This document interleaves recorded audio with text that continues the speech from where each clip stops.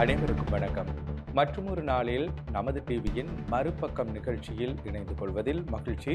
இன்றைய தினமும் நமது டிவி செய்தி அறைக்கு கிடைத்திருக்கக்கூடிய நாளேடுகளின் முதற் பக்கத்தில் பிரசுரமாகி இருக்கக்கூடிய பிரதான தலைப்புச் செய்தி உள்ளிட்ட ஏனைய தகவல்களை நாங்கள் ஆராய்வோம். அந்த வகையில் வலம்புரி பத்திரிகையின் பிரதான தலைப்புச் செய்தியாக MP ஸ்ரீதரன் நேற்றைய தினத்தில் பாராளுமன்றத்தில் ஆற்றிய உரை தொடர்பான தகவல் பிரசுரமாகி இருக்கின்றது. பிரதான தலைப்புச் செய்தியாக அந்த செய்தி இவ்வாறு அமைந்திருக்கின்றது.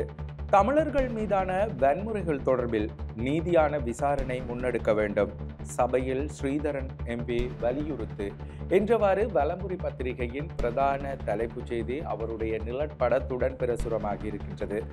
அதன் தொடர்ச்சி 15ஆம் பக்கம் காணப்படுவதாகவும் குறிப்பிடப்பட்டிருக்கின்றது. இதேவேளை யாழ்ப்பாண பல்கலைக்கழகத்தின் 39வது பட்டமளிப்பு விழா என்ற தகவலும், தேர்தலுக்கான திகதி இன்று அறிவிக்கப்படும் என்ற தகவலும் கட்டமிடப்பட்ட செய்திகளாக வலம்புரி பத்திரிகையின் முதற் பக்கத்தில் பிரசுரமாகி இருக்கும். இதே சந்தர்ப்பத்தில் பூமிக்கு திரும்பினார் வீரமங்கை சுனீதா என்ற தகவல் ஒரு சிறிய நிழற்படத்துடன் வலம்புரி பத்திரிகையில் பிரசுரமாகி இருக்கின்றது முதற் பக்கத்தில்.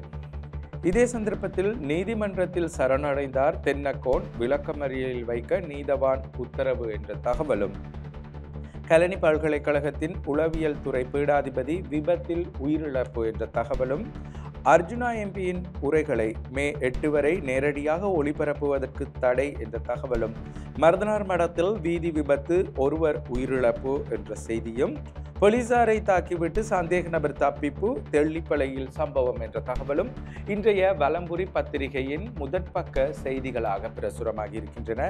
இவற்றின் தொடர்ச்சிகள் 15ஆம் பக்கத்தில் காணப்படுகின்றது. ஆகவே எங்களுக்கு கிடைத்திருக்கக்கூடிய ஏனைய பத்திரிகைகளின் முதற்பக்க செய்திகளையும் பார்த்துவிட்டு இதன் சாராம்சத்தை நாங்கள் ஆராய்வோம். அந்த வகையில் யாழ் தினக்குரல் பத்திரிகையின் பிரதான தலைப்புச் செய்தியாக MP ஸ்ரீதரனின் உரையே காணப்படுகின்றது. இருந்த போதிலும் அதில் வித்தியாசமாக தங்களுடைய தலைப்பை ஏற்றிருக்கின்றார்கள் யாழ் தினக்குரல் பத்திரிகையினர். அந்த வகையில் பட்டலந்த படுகொலைக்கு நீதி கேட்கும் தமிழர் தேசம் எங்கும் புதைக்குழி, பட்டலந்த குறித்து பேசுவோர் இது குறித்தும் பேசுங்கள், மனம்பேரி இசைப்பிரியா, கிருஷாந்தி கொலைகளுக்கு நீதி எங்கே, சர்வதேச நீதி பொறிமுறை ஒன்றே அவசியமானது, நாடாளுமன்றத்தில் ஸ்ரீதரன் என்ற செய்தியானது யாழ் தினக்குரல் பத்திரிகையின் பிரதான தலைப்புச் செய்தியாக அமைந்திருக்கின்றது.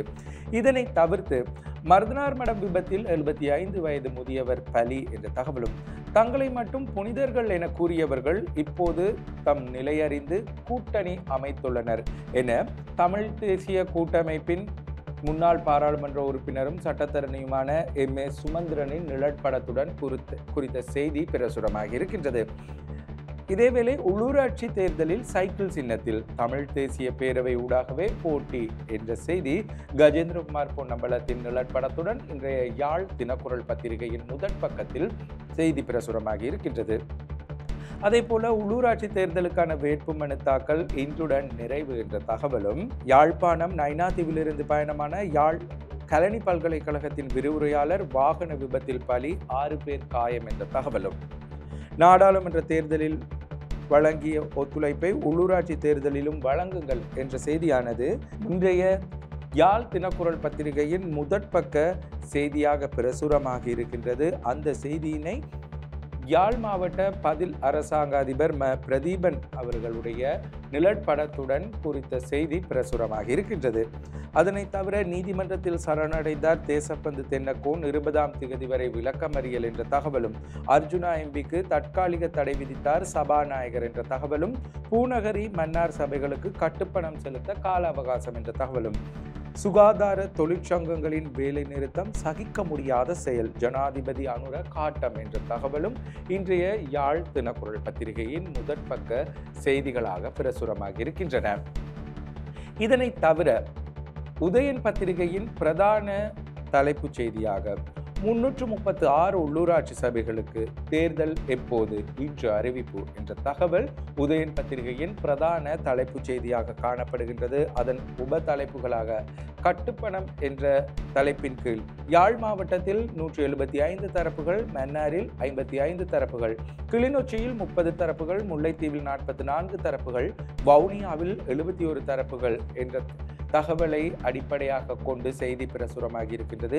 அவற்றின் விரிவான செய்தியினை 11ஆம் பக்கத்தில் பிரசுரமாகி இருப்பதாகவும் உதயன் பத்திரிகையின் முதற் பக்கத்தில் குறிப்பிடப்பட்டிருக்கின்றது. இதனை தவிர இலங்கையில் 29% மாணவர்கள் இடைவிலகல் என்ற செய்தியும், கட்சியின் உறுப்புரிமை விவகாரம், சிவமோகனின் மனு மீது இன்று நீதிமன்றம் முடிவு என்ற தகவலும், யாழ் பல்கலைக்கழகத்தில் 39வது பட்டமளிப்பு விழா என்ற தகவலானது யாழ் பல்கலைக்கழக உபவேந்தர் பேராசிரியர் சி சட்குணராசாவின் நிழற்படத்துடன் இன்றைய உதயன் பத்திரிகையின் முதற் பக்கத்தில் செய்தி பிரசுரமாக இருக்கின்றது. இதனை தவிர்த்து பரீட்சை மண்டபத்திற்குள் வன்முறை குழு அடாவடி, மாணவர்கள் மீதும் கடும் தாக்குதல், கோரப்பட்டது போலீஸ் பாதுகாப்பு என்ற தகவலும், பட்ஜெட் மீது நாளை இறுதி வாக்கெடுப்பு என்ற தகவலும், கைது செய்ய சென்ற போலீசாரை தாக்கிவிட்டு கைதி தப்பியோட்டம் என்ற தகவலானது நேற்றைய தினம் தெல்லிப்பளையில் இடம்பெற்ற சம்பவத்தை அடிப்படையாக கொண்டு உதயன் பத்திரிகையின் முதற் பக்கத்தில் செய்தி பிரசுரமாக இருக்கின்றது. இதனை தவிர கட்டமிடப்பட்ட செய்தியாக அத்துமீறி மீன்பிடிக்காக இந்திய மீனவர்கள் 2 சிறை தண்டனை, 4 ஒத்திவைக்கப்பட்ட சிறை என்ற தகவல் உதயன் பத்திரிகையில் கட்டமிடப்பட்ட செய்தியாக பிரசுரமாக இருக்கின்றது. இதே சந்தர்ப்பத்தில் இந்திய பிரதமர் மோடி இலங்கை செல்லக்கூடாது, வைகோ வலியுறுத்து என்ற தகவலானது வைகோவின் நிழற்படத்துடன் இன்றைய உதயன் பத்திரிகையின் முதற் பக்க செய்திகள் பிரசுரமாக இருக்கின்றன. ஆகவே இவைதான் இன்றைய நமது டிவி செய்தி அறைக்கு கிடைத்த பத்திரிகையின் முதற் பக்க செய்திகளாக காணப்படுகின்றன. இவற்றில் உள்ளூராட்சி மன்ற தேர்தல் தொடர்பில் நோக்குமிடத்து கட்டுப்பணம் செலுத்துவதற்கான கால அவகாசம் நேற்றைய தினம் வரை வழங்கப்பட்டிருந்தது. அத்துடன் இன்று நண்பகல் 12 மணி வரை வேட்பு மனுக்களை தாக்கல் செய்ய முடியும் 336 சபைகளுக்காக. ஆகவே இன்று நண்பகல் 12 மணிக்கு பின்னர் எவ்விதமான காரணங்களுக்காகவும் வேட்பு மனுக்கள் ஏற்றுக்கொள்ள முடியாது என தேசிய தேர்தல்கள் ஆணைக்குழு அறிவித்திருக்கின்றது. இந்த பின்புலத்தில் நண்பகல் 12 மணியிலிருந்து பகல் 1:30 வரை ஆட்சேபனைகளை தெரிவிப்பதற்கான கால அவகாசம் வழங்கப்பட்டிருப்பதாகவும் தேசிய தேர்தல்கள் ஆணைக்குழு தெரிவித்திருக்கின்றது. இந்த காலப்பகுதிக்குள் ஆட்சேபனைகள் கிடைக்கும் பட்சத்தில் அது குறித்து ஆராய்வதாகவும், அல்லாத விடத்து தங்களுடைய அடுத்த கட்ட நடவடிக்கைகள் முன்னெடுக்கப்படும் என தேர்தல்கள் ஆணையாளர் நாயகம் கூறியிருக்கின்றார். ஆகவே இன்றைய தினம் மாலை வேளைக்குள் எப்போது உள்ளூராட்சி மன்ற தேர்தல் நடைபெறும் என்ற தகவல் வெளியாக இருக்கின்றது. இதில் சுவாரஸ்யமான பல விஷயங்கள் காணப்படுகின்றன. குறிப்பாக வடக்கு மாகாணத்தில் வெவ்வேறு கட்சிகள் ஒன்றிணைந்தும் தனித்தனியாகவும் தங்களுடைய தேர்தல் நடவடிக்கைகளை முன்னெடுத்து வரும் நிலையில் பல உள்ளூராட்சி சபைகளுக்கு புதிய சுயேட்சை குழுக்களும் வேட்புமனு தாக்கல் செய்து வருவதாகவும் தகவல்கள் பதிவாகி இருக்கின்றன. ஆகவே இன்று நண்பகலுடன் யார் யார் எந்தெந்த சபைகளில் போட்டியிட இருக்கின்றனர், குறிப்பாக ஒவ்வொரு சபைகளுக்குமான மேயர் பதவி, அதே போல சபை தலைவர்களுக்கான பதவி யாருக்கு போட்டியிட போகின்றனர், யார் போட்டியிட போகின்றனர் என்ற தகவலும் வெளியாக இருக்கின்றது. எவ்வாறாயினும் நண்பகல் 12 மணிக்கு முன்னர் வேட்பு மனுக்கள் தாக்கல் செய்ததன் பின்னர் ஊர்வலங்களோ மாநாடுகளோ அல்லது பேரணிகளோ நடாத்த முடியாது என தேர்தல்கள் ஆணைக்குழு எச்சரித்திருக்கின்றது. இந்த விதிமுறைகளை மீறுவோருக்கு எதிராக உரிய நடவடிக்கைகள் எடுக்கப்படும் எனவும் தெரிவிக்கப்பட்டிருக்கின்றது. இதே சந்தர்ப்பத்தில் தற்போது நாடளாவிய ரீதியில் காப்போத சாதாரண தர பரீட்சை நடைபெற்று கொண்டிருக்கின்றது.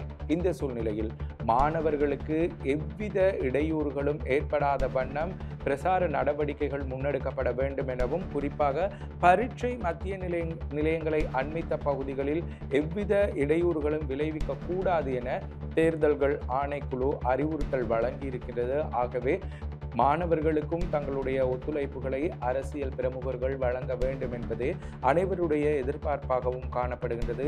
இன்றைய தினம் எப்போது தேர்தல் என அறிவிக்கப்பட இருக்கின்றது, அவ்வாறான செய்திகள் உள்ளிட்ட அனைத்து தேர்தல் தொடர்பான பிந்திய தகவல்களை முந்திக்கொண்டு நமது டிவியின் இணையதளத்தில் நீங்கள் பார்வையிட முடியும். www.namadulk.com என்ற எங்களுடைய உத்தியோகபூர்வ இணையதளத்தில் நீங்கள் பார்வையிடலாம். அதே போல நமது எல்கே என்ற எங்களுடைய சமூக வலைத்தளங்களிலும் நீங்கள் பிந்திய செய்திகளின் முன்னோட்டங்களை நீங்கள் பார்த்து கொள்ள முடியும். ஆகவே மற்றும் ஒரு மறுபக்கம் நிகழ்ச்சியில் உங்களை சந்திக்கும் வரை விடைபெறுகிறோம். வணக்கம்.